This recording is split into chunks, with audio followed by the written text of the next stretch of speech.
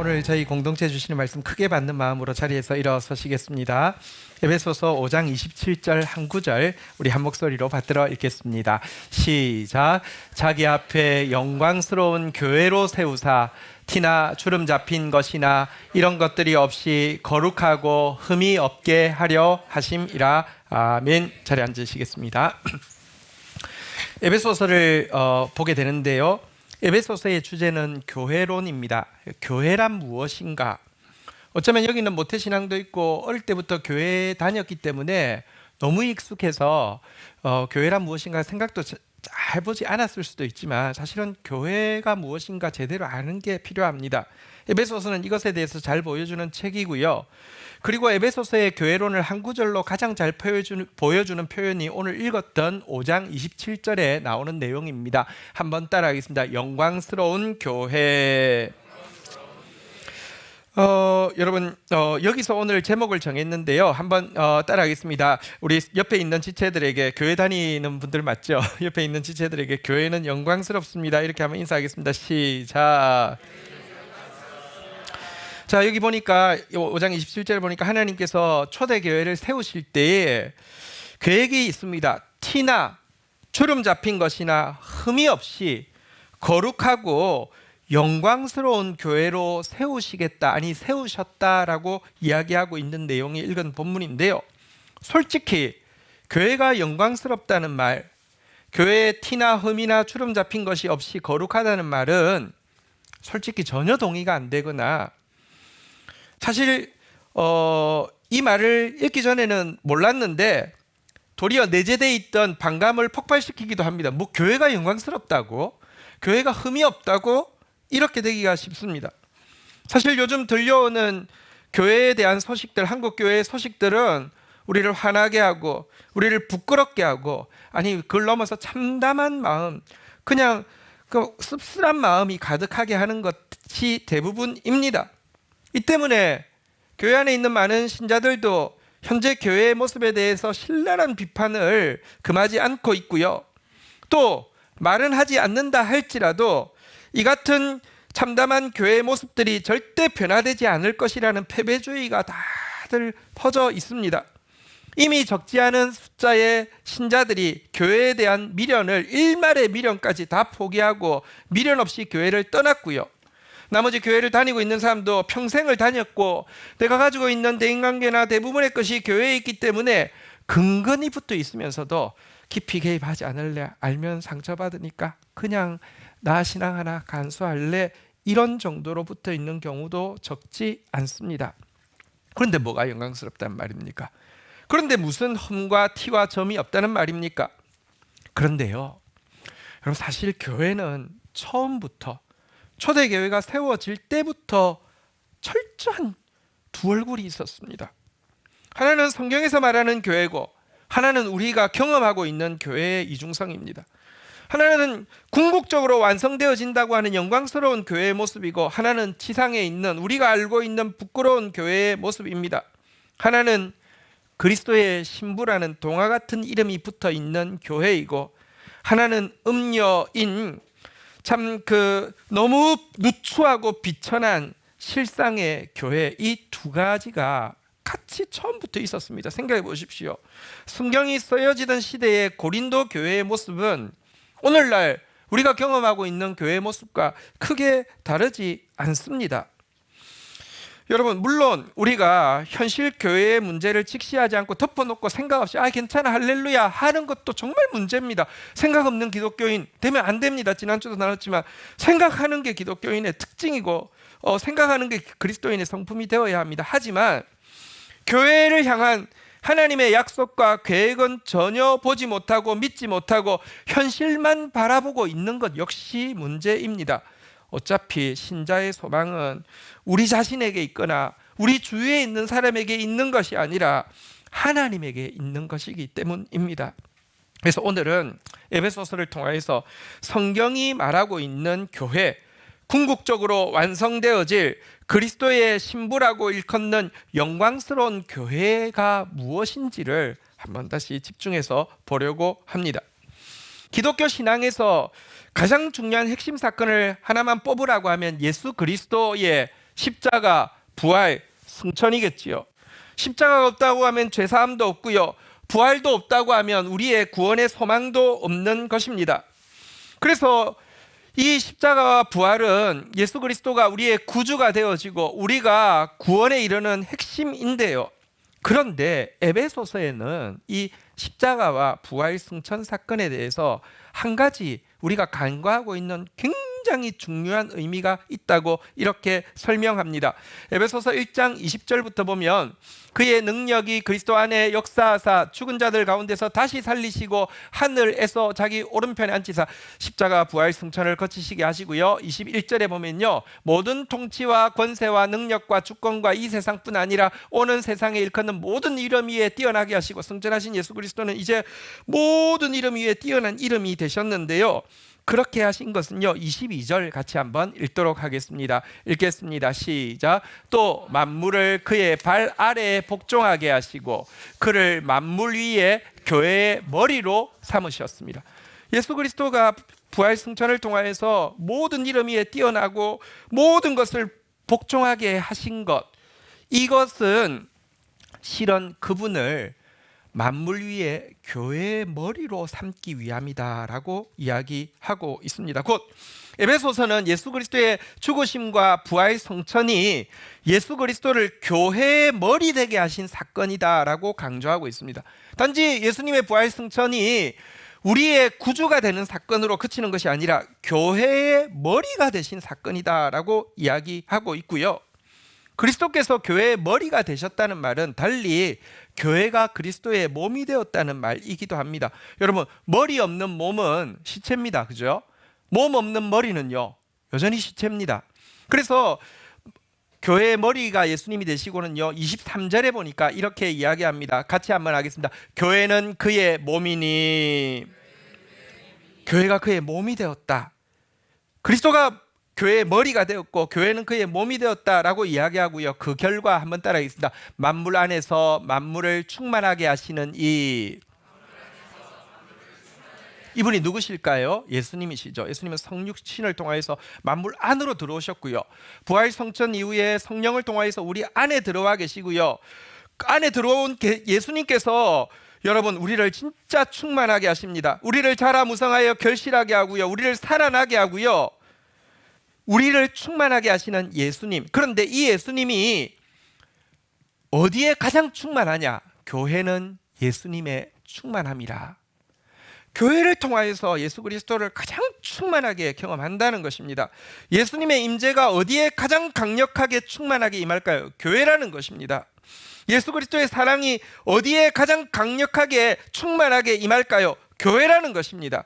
예수의 비전이, 예수의 열정이 어디에 가장 충만해진다고요? 교회라는 것입니다.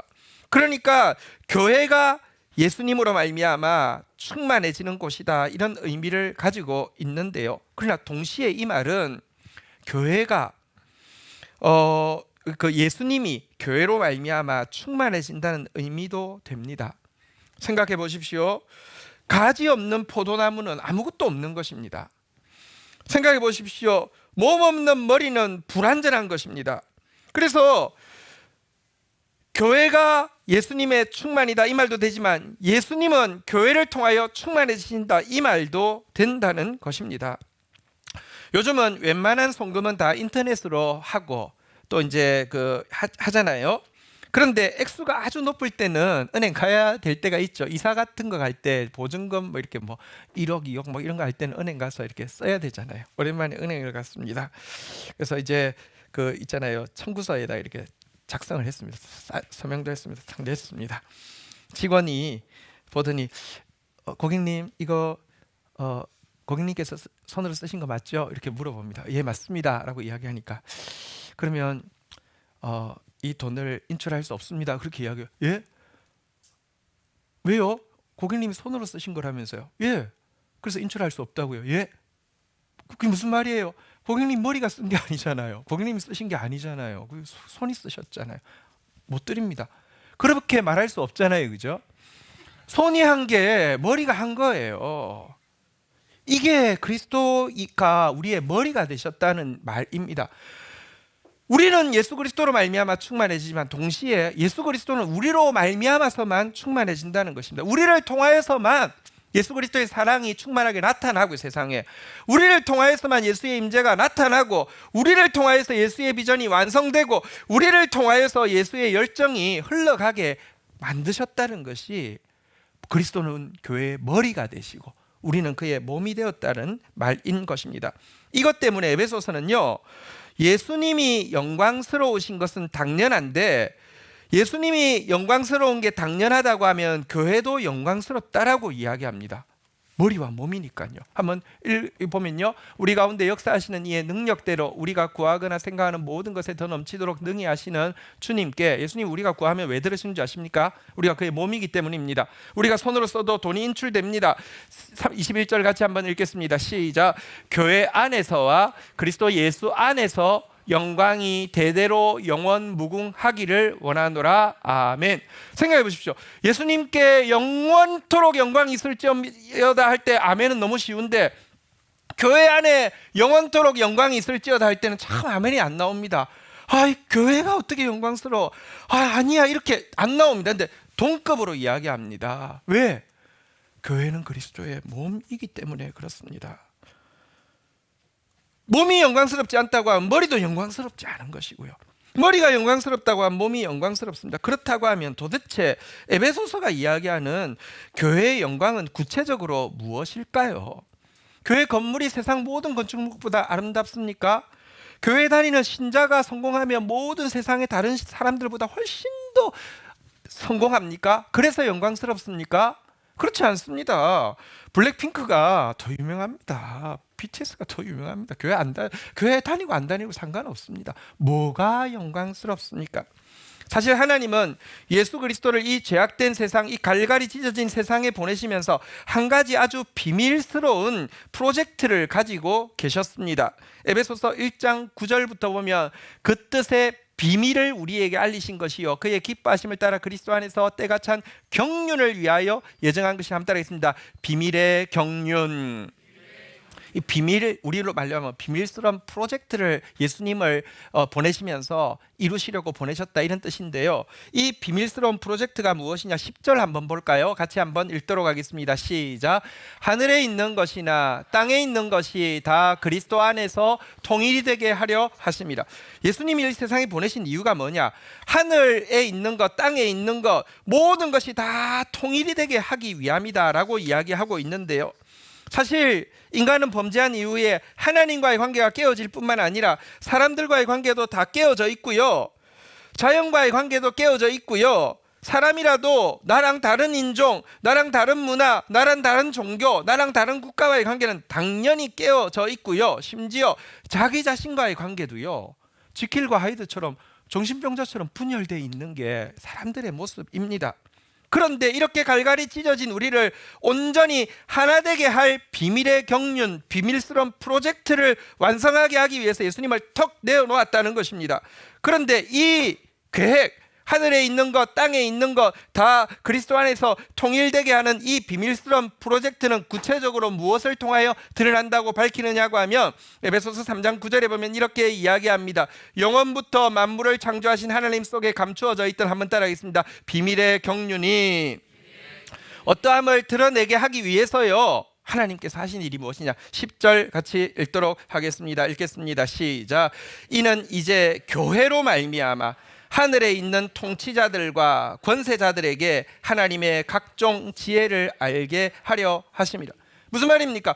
교회를 딱 보면 하나님의 이 비밀 프로젝트, 모든 것이 통일되어지고 하나가 되어지게 하는 이 하느님의 히든 카드를 알게 될 것이고, 그 결과 천사들은 경탄하게 될 것이고 사단은 경악을 금치 못하게 될 것이다 라는 내용입니다.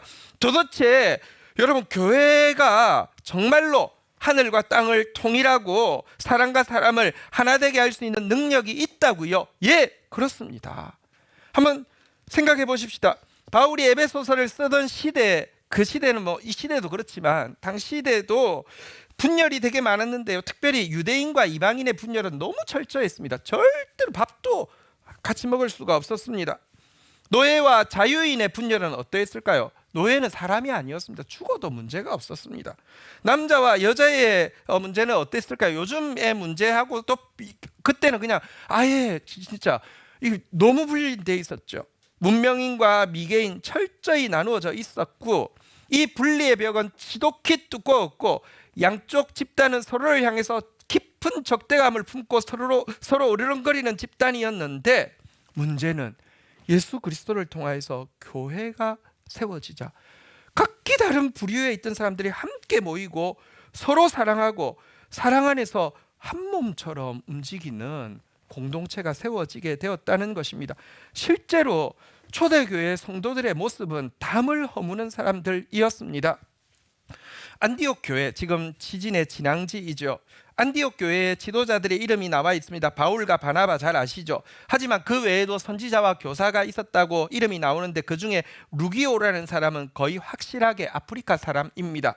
그런데 동시에 이름이 나오는 마나엔이라는 사람은 헤롯의 젖동생, 다시 말하면 왕족과 함께 자랄 귀족이면 그 가문이 거의 왕을 세운 가문이라는 뜻이죠. 왕족과 아프리카에서 온 사람이 같이 교회 지도자에 대해서 의논하고 기도하고 했다?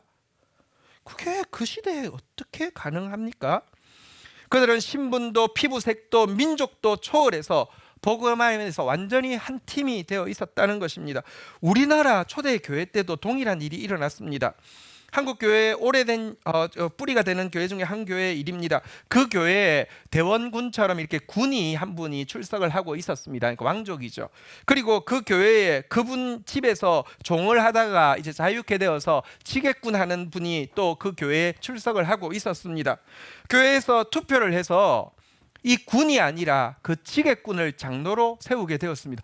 아니 그래도 그렇지, 그 시대 아직까지 나라 아직 완전히 안 망했고 조선 그 영향에 있는데요, 어떻게 지객군, 아니 종이었던 사람이 장로로 세워지고요. 그보다 더 기가 막힌 것은 그렇게 세워진 장로를 그 왕족이든 군이든 그분이 깍듯이 하나님의 세우신 지도자로 존중하면서 교회 생활을 했다는 것입니다. 그게 어떻게 가능하죠? 여러분, 이 모습을 보았던 교회 지도자들, 이게 이상이 아니라 현실이라는 것을 본 교회 지도자들은요, 이게 여러분 그것을 본 감흥은 굉장한 것입니다. 며칠 후면은 3.1 운동을 한 날이 되어지는데요. 사실 3.1 운동에 그 당시 전 국민의 1%도 안 되는 교회 지도자가 절반 이상이 참여했다는 거 여러분 잘 아실 터인데, 그리고 세상에 없는 평화운동, 그러니까 무기를 하나도 소지하지 않고 만세만 하는 이런 운동 일으켰는데요. 우리는 이건 너무 무기력한 운동 아니냐, 너무 순진한 운동 아니냐, 우리가 기념하면서도 별로 의미를 생각하지 않고 있는데요. 생각해보면 진짜 대단한 것입니다. 일본 자료로 3.1 운동에 참석한 사람의 숫자를 몇 명이라고 기록하고 있냐면 203만 명을 기록하고 있습니다. 우리도 요즘 시위하면 경찰 자료가 있고 집회 측 자료가 있는데 몇 배 차이 납니까? 근데 식민지면은 더 했겠죠. 203만 명. 당시 2천만 명 인구에서 203만 명이라고만 해도 얼마나 많은 숫자입니까?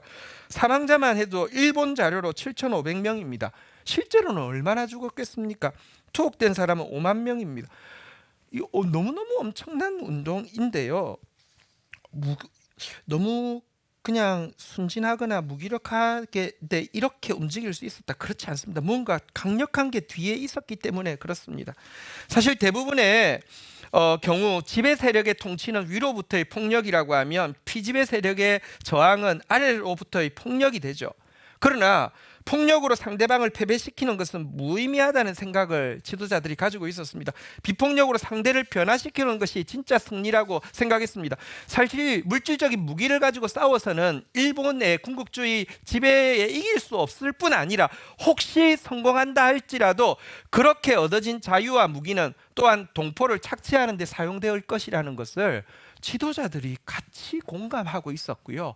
그래서 이 방법으로 평화로 3.1 운동을 일으킨 것입니다.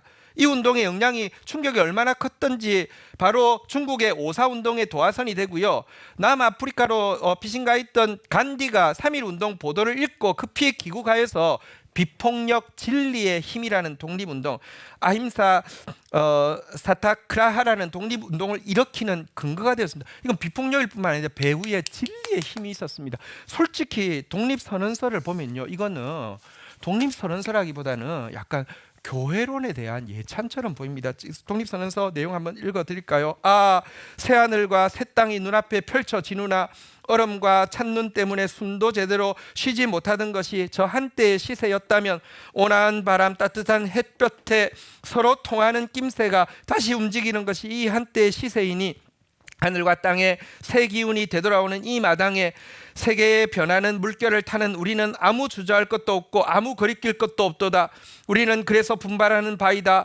양심이 우리와 함께 있고 진리가 우리와 더불어 전진하나니 남자 여자 어른 아이 할 것 없이 음침한 옛집에서 힘차게 뛰어나와 삼라만상과 더불어 즐거운 부활을 이룩하게 되누나. 거의 이게 우리 읽고 있는 에베소서에 하늘과 땅이 통일되어지는 것에 대한 비전의 고백입니다. 이런 힘이 여러분 실제 교회가 처음 세워졌을 때 보여진 모습입니다. 어떻게 그러면 초대교회와 한국교회, 초기교회 이것이 가능했을까요? 이런 의심할 수 있지 않겠습니까? 좀 너무 혁신적인 아이디어와 조직이어서 그랬던 것 아닐까? 인터넷에 보니까 어떤 대학이 한국의 대학인데 어떤 교수님이 수업 시간에 자기 이름을 반말로 부르고 질문할 때도 반말로 하라고 했더라고요. 지연아, 그거 뭐야? 이런 식으로 여러분들이 이제 선생님께 물어보게 했다는 거예요. 그럼 되게 참신하잖아요, 그죠? 좀 재밌겠죠? 수업 시간 재밌겠죠? 제가 장담합니다. 조직으로 아이디어로 한 것은요, 그렇게 했던 만큼, 그래서 좋은 효과가 있었던 것만큼 시간 지나면 부작용도 그만큼 생깁니다. 그래서 나중에 그 교수님은요, 모든 교수 중에서 제일 꼰대가 되어서 너 말이 짧다 이러면서 애들 쥐잡듯이 잡는 교수자 될 수 있습니다. 조직체는 시간이 지나면요 생명력을 잃게 됩니다. 교회가 그럴 수 있었던 것은 처음부터 출발이 조직체가 아니라 유기체, 곧 그리스도의 몸이었기 때문입니다. 몸에는요 교통이 있습니다. 몸 안에는 피가 흐르고 있고 물이 흐르고 있고 신경이 흐르고 있습니다. 우리가 사도신경을 통해서 교회에 대해서 무엇이라고 고백합니까? 성령을 믿사오며 거룩한 공교회와 성도가 서로 교통하는 것과, 이 교통이라는 단어가 물이 흐르고 피가 흐르고 신경이 흐르고 있다는 것입니다. 여러분, 사실 우리 성도들끼리는요, 같은 몸을 이루고 있는 성도들끼리는 진짜 피가 흐르고 물이 흐르고 신경이 흐르는 것처럼 그 아픔이 우리에게 흐르게 되어 있고요, 그 기쁨도 우리에게 영향력을 끼치게 되어 있다는 것입니다. 이것은 느끼느냐 못 느끼냐의 문제가 아닙니다. 믿느냐 못 믿느냐의 문제도 아닙니다. 지금 여러분들이 갑자기 설교에 집중하는 분위기가 있는데요, 지금 갑자기 여러분에게 이런 생각이 들지도 모릅니다. 혹시 내가 너무 설교에 집중하다가 피가 안 흐르고 있는 것 아닌가? 숨을 안 쉬고 있는 것 아닌가? 괜찮습니다. 다 피가 흐르고 있고요, 다 지금 잘 되고 있습니다. 못 느낀다고 해서 사실이 아니라는 게 아닌 것입니다. 여러분, 근데 잘 느끼는 사람도 있고 이 고통을 좀 덜 느끼는 사람도 있습니다. 그럼 무슨 차이인지 아십니까? 영적 건강의 차이입니다. 건강한 사람은요, 몸에 조금만 이상이 있어도 금방 아는데요, 워낙 찌뿌둥한 사람은요, 뭐가 이상이 있어도요, 뭐 또 그러니 하고 넘어가는 그 차이지, 실제로 교통은 실제합니다. 몸 한번 생각해 보십시오. 완전한 교통에 완벽한 곳이 몸입니다. 입이 이렇게 막 먹다가 생각을 했습니다. 야, 이거 내가 고생해서 남 좋은 일만 하네. 손과 발은 아무것도 안 하는데 저 밥만, 죄송합니다, 처먹고 이거 내가 뭐 하는 건가 생각이 들어서 현타가 온 것이죠. 그래서 생각했습니다. 다 넘기지 말고 10분의 9는 넘기고 10분의 1은 입 속에 딱 끼워놨다가 내가 필요할 때 먹어야지 입 속에 막 찡거 둡니까? 그렇지 않습니다. 혹시 먹다가 고춧가루 하나 껴도 해서 다 넘깁니다. 왜? 몸이니까. 어차피 다 통하니까. 여러분, 제가 사실 23살의 왕의 아이들이라는 그 이제 책 GT를 이제 시작을 하면서 어릴 때부터 유명 강사가 되어서 전국을 누볐습니다. 그러면서 생각했습니다. 난 보통 성도들보다는 훨씬 헌신이 뛰어나고 보통 성도들보다는 지혜가 탁월하기 때문이다라고 착각했습니다. 실제로 제가 쓴 글을 보고 처음에 나왔던 글을 보고 한 60대 뭐 산전수전 다 겪은 머리가 하얀 지혜자가 쓰는 글로 알았던 사람들이 많았습니다. 얼마나 탁월한가 이렇게 생각했는데요. 그 즈음에 제가 이 교통이라는 거에 대해서 진짜 피부로 많이 느꼈습니다. 그리고 내가 지금 목사가 전도사가 되어서 내가 지금 이 일을 하고 이렇게 강의를 하고 다니는 것은 몸 전체에서 공급이 나한테 제일 지금 많이 오고 있는 것이고, 몸에 공급이 제일 많이 온다는 것은요, 여러분 한번 죄송하지만 냄새는 안 납니다. 제 손하고 발하고 차이가 뭐가 있을까요? 자세히 한번 보십시오. 무슨 차이가 있을까요? 양말을 신고 있는 것이죠. 생각해보면 발은요 거의 언제나 양말을 신고 있지만, 손은요 겨울철에 추워도요 웬만하면 장갑 안 끼워주잖아요. 왜? 더 연약하니까.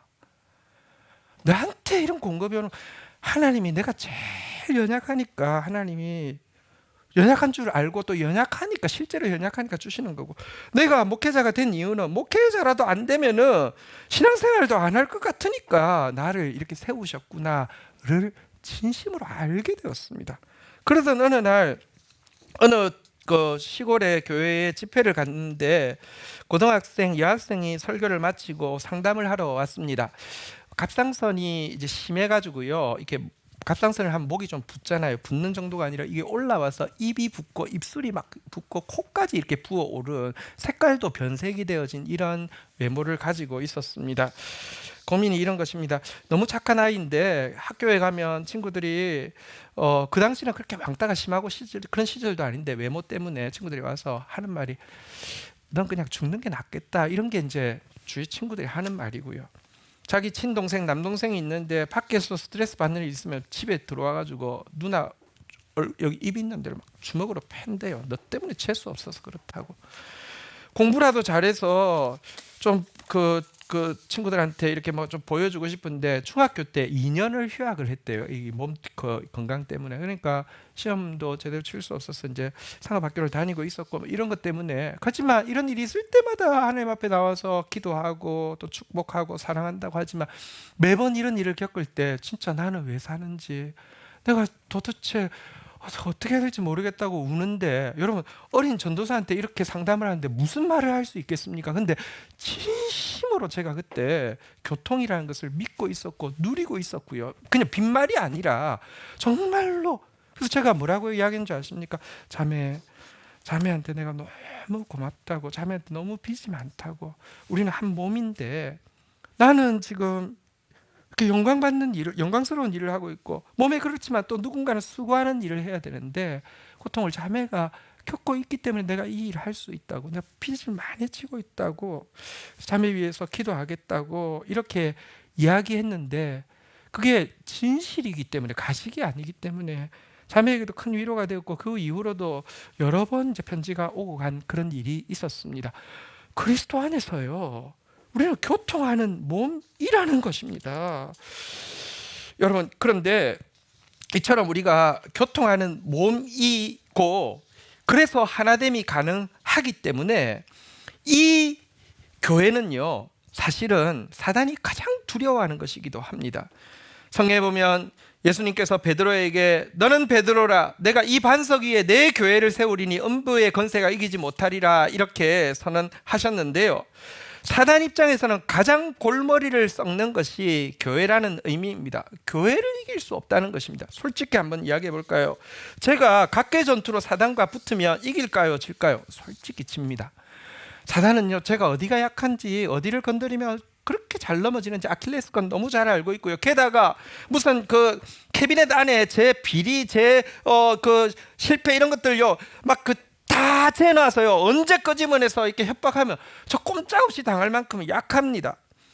그래서 저 권지현 저거 안 되겠다고 해서 사단이 작심해서 빡 패가지고 거의 실신시켜 놓으면요, 사단이 좋아서 너 끝났어 하는데 갑자기 뒷머리가 뜨끔뜨끔해서 이게 뭐야 하고 했더니 여러분들이 기도를 하고 있는 거예요, 권지현을 위해서. 근데 이것들이 기도하네 하고 봤더니 내가 살아나가지고요, 또 자기를 족치거든요. 감당이 안 돼요. 그래서 다음 세대 교회 족쳐야 되겠다, 막 족치고 힘을 좀 세게 쓰면 족칠 수 있을 거예요.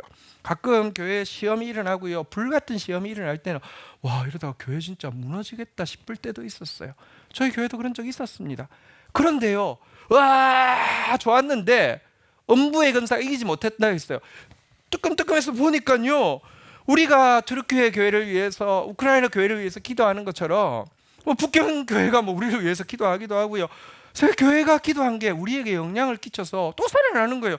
이것 봐라, 안 되겠다, 내가 이 시대 교회를 한번 확 무너뜨려야 되겠다 생각해서 막 공격해서 이 시대 교회가 거의 막 그냥 막 피폐해지고 사단이 이겼다고 생각하며 또 뜨끔뜨끔해요. 왜? 보니까 우주적 교회 아브라함부터 시작해서요, 여러분 구름과 같이 둘러싼 흔한 교회가 우리를 위해서 쏟는 그 기도가 또 미쳐서요, 이건 도대체 사단이 미칠 지경이에요. 감당이 안 되는 것이라는 것입니다. 이런 교회, 사실 영국에서 국부의 30%, 국가 수입 전체 30%가 노예 중개 무역으로 벌어지고 있던 때, 그리고 모든 가정에 노예가 있어서, 여러분 우리 자매들 제일 맛있는 밥은 남이 해주는 밥이죠. 근데 여러분들 그때 태어났으면 얼마나 좋았을까요? 항상 삼시세끼를 남이 해주고 설거지, 빨래, 그 정원 일, 온갖 심부름 다 해주는 시대를 그들이 살고 있었습니다. 노예 무역, 노예 제도. 그런데요, 윌버포스라는 국회의원이 하나님을 제대로 만나고 나니까 이거는 노예하고 우리하고 다른 사람이 아니라 하나님 안에서 하나인데 이건 절대 불가하다, 이거 안 된다 하고 이것에 대해서 법안을 제출해서 노예 무역 폐지 법안을 제출하고 노예 제도 법안 폐지 제도를 이렇게 그 법안을 제출하고 하고, 혼자가 아니라 클레팜이라는 기도 공동체를 만들어서 날마다 기도하면서 싸웠는데요, 솔직히 이게 가능할까요? 생각해 보십시오. 국가 부의 30%를 차지하는 걸 포기하라고 하는 운동을 국회의원, 일개 국회의원이 벌친다. 국회의원은 뭐 해야 돼요? 선거해야 돼요. 투표하는데요, 돈이 걸린 문제와 내 편의가 걸린 문제에 누가 표를 주겠습니까? 이거 명분 좋아도 안 돼요.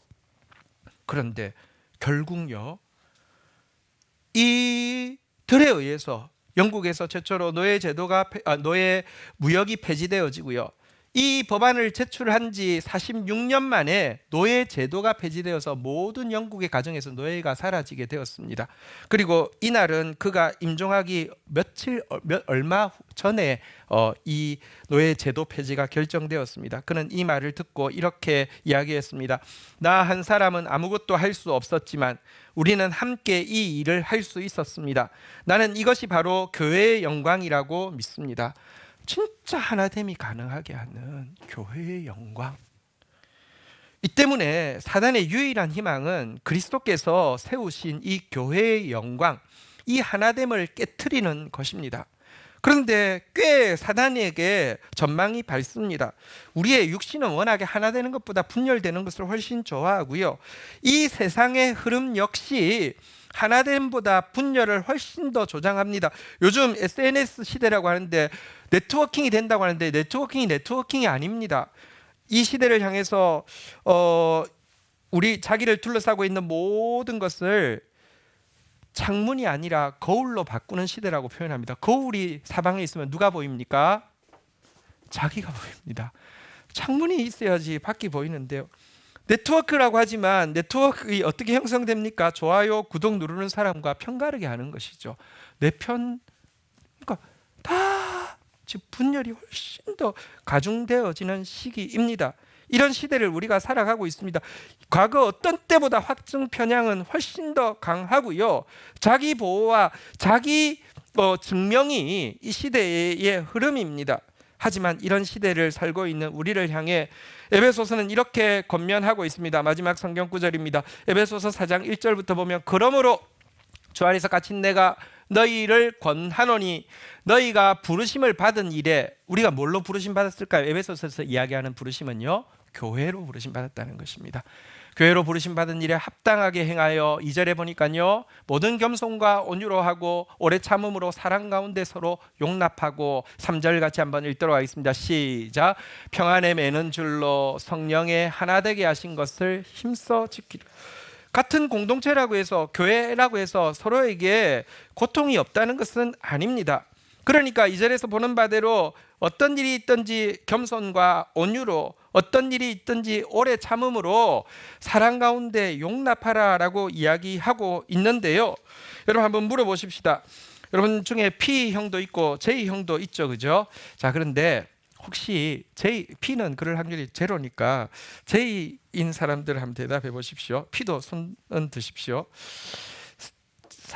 태어나서 지금까지 내 이빨이 혀를 한 번도 안 물었다 한번 손을 들어보시기 바랍니다. 이빨이 혀를 한 번도 안 물었다. 실망입니다. 아무도 없으시네요. 다 이빨 막 물고 다니세요. 자, 한 번 더 손을 들도록 하겠는데요. 혀가 이빨을 물었는데 엄청 세게 깨물어서 병원 가야 되는 거 아닌가 싶을 정도로 아프게 혀를 물었습니다. 이 이빨이요. 자, 그때 벤치 가져와서 이빨 뽑았다 한번 손 들어보십시오. 아니, 그거 어떻게 용서가 돼요? 근데 보십시오. 우리 한 몸이어도 문다니까요, 가끔. 근데 물었다고 해서 아무도 벤치 가지고 안 뽑는다니까요. 공동체 안에 문제가 없다는 말 아닙니다. 갈등이 없다는 말 아닙니다. 그러나 겸손과 온유와 인내로 용납하라고 이야기하고 있습니다. 하나됨을 힘써 지키라고 이야기하고 있습니다. 왜 힘써 지켜야 합니까? 너무 하나됨이 소중하기 때문입니다. 이것은 비밀의 경륜입니다. 또 우리 안에 분열이 너무 잘 맞기 때문에, 타락한 본성과 세상의 흐름에 너무 맞기 때문에 힘을 써야 한다는 것입니다. 하지만 이 말이 불가능한 일을 하라는 뜻이 아닙니다. 이미 우리는 성령 안에서 충분히 하나이고요. 그래서 사실은요, 하나됨이라는 것은 이상이 아니라 신자의 현실이고요. 몸의 분열은 정상이 아니라 가장 이상한 일이라는 것입니다.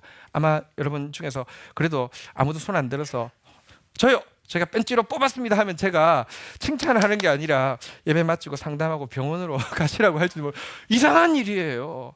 하나됨은 가장 자연스러운 일이고 하나되지 않는 것은 가장 이상한 일이라는 것입니다. 교회 다니는 성도의 특징은 뭔지 아십니까?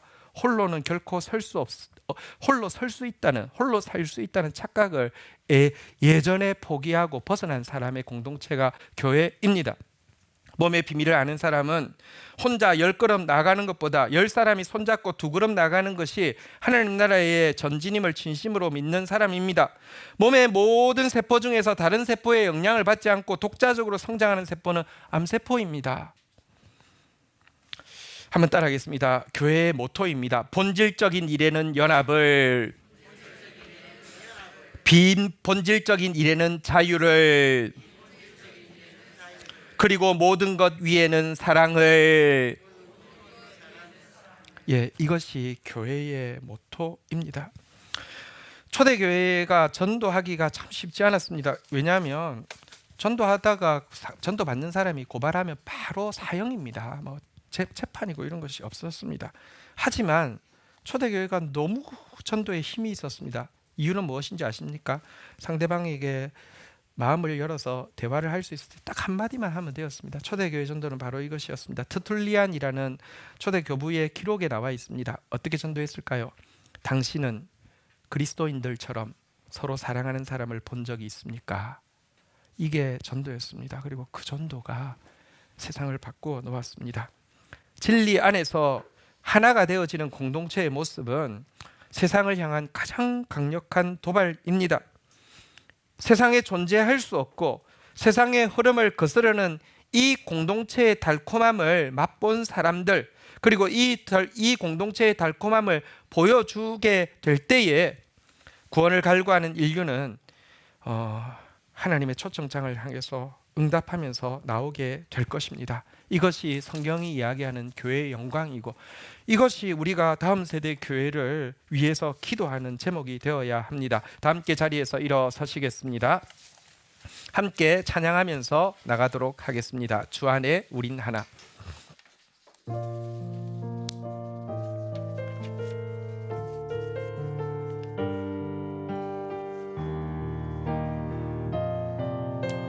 주위에 있는 분들 한번 둘러보십시오. 예, 찬양하겠습니다. 주 안에 우린 하나, 모습은 달라도 예수님 한 분만 바라네.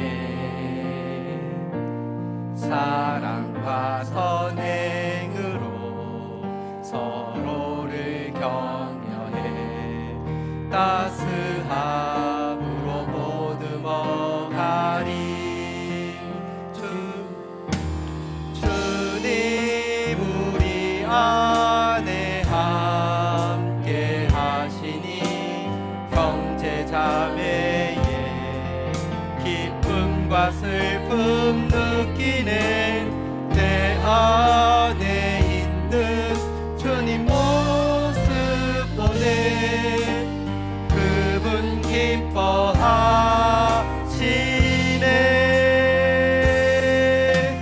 그분 기뻐하시네. 주님 우리를 통해 계획하시니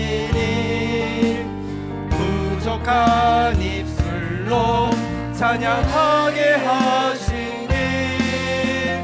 주님 우리를 통해 계획하시니 너를 통해 하실 일 기대. 우리 옆에 분 보시면서 너를 통해 하실 일. 반대쪽에도 한번 보면서 축복합니다. 너를 통해 하실 일 기대해. 아멘. 우리 자리에 앉으시겠습니다. 이 시간 같이 한번 기도하는 시간 가지도록 하겠습니다. 하나님께서 예수 그리스도를 보내주심으로 말미암아 우리의 구주가 되실 뿐 아니라 교회의 머리가 되시고 우리를 그분의 몸에 속한 지체가 되어지게 해주셨습니다. 예수 안에서 언제나 충만할 수 있고요, 또 우리가 예수를 충만하게 하는 존재가 되었다라고 이야기하고 있습니다. 세상에 존재할 수 없는 하나됨을 실제로 경험하고 그 영광으로 싸우는, 그래서 그 힘으로 이기는 공동체가 교회입니다. 이런 교회 세워주신 것에 대해서 감사하고 이런 교회의 하나됨을, 성령이 하나되게 하신 것을 힘써 지키면서 서로 용납하고 서로 겸손과 온유와 인내로서 사랑하는 그런 공동체 세워갈 수 있게 해달라고, 그런 셀 모임 되어지게 해달라고, 또 지금도 고통 가운데 있는 교회들, 투르키에 있는 교회와 우크라이나 땅에 있는 교회와 미얀마 땅에 있는 교회와 전 세계의 고통 가운데 있는 교회들, 또 북한에 있는 지하 교회들, 우리 위하여서 같이 한 마음으로 기도하며 나가는 시간 가지도록 하겠습니다. 하나님 감사합니다. 우리의 머리가 되어주셔서 감사하고 지체들과 함께 교통하는 공동체를 세우게 해주셔서 감사합니다. 지체들의 아픔이 또 우리의 아픔이 되고 지체들의 영광이 또 우리의 영광이 되어짐을 인하여서 감사합니다. 내가 때로 강한 것은 지체들에게 흘려보내기 위함이며 내가 때로 연약한 것은 지체들을 통하여서 공급받게 하심임을 인하여서 감사합니다. 음부의 권세가 결코 무너뜨릴 수 없는 교회로 우리를 세워주셨습니다. 세상에 없는 하나됨을 누리게 하여 주시고 겸손과 온유 인내로서 더 많이 용납하며 사랑하게 하여 주셔서 세상이 들을 수 없는 복음을 보여주고 선포하는 교회로 세워질 수 있도록 축사하여 주옵소서. 예수 그리스도의 이름으로 기도 올립니다. 아멘.